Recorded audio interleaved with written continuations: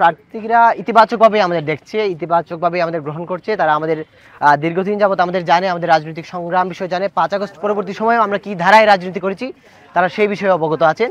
সুতরাং তাদের মধ্যে কোনো সংশয় নেই, তারা আনন্দঘন পরিবেশে ডাকসু নির্বাচনের দিকে এগিয়ে যাচ্ছেন, পুরো ক্যাম্পাসে এগিয়ে যাচ্ছে।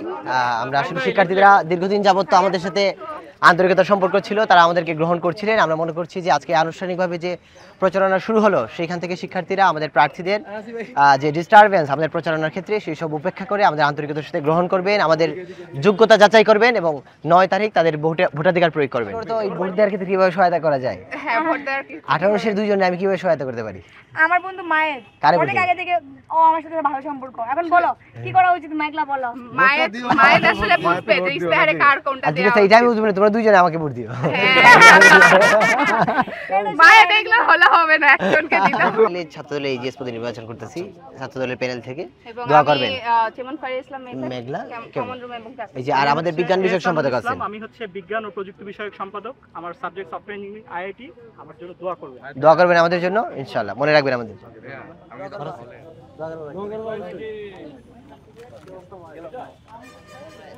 মনে রাখবেন আমাদের জন্য দোয়া করবেন। ভাই আসসালামু আলাইকুম।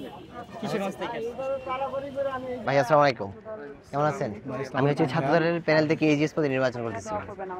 এই যে এইচএস পদে নির্বাচন করতেছি, আমার জন্য দোয়া করবেন।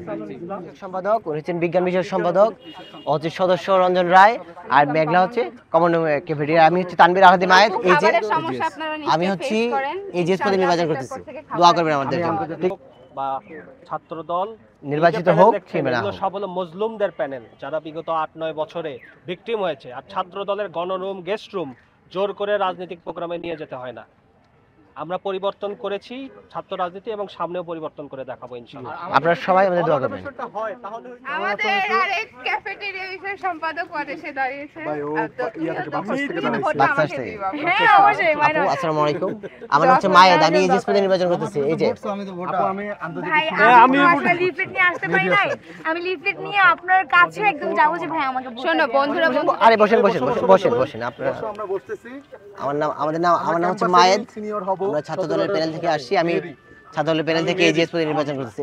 এই যে এটা হচ্ছে মায়েদ এইচএস আমার ছাত্রদলের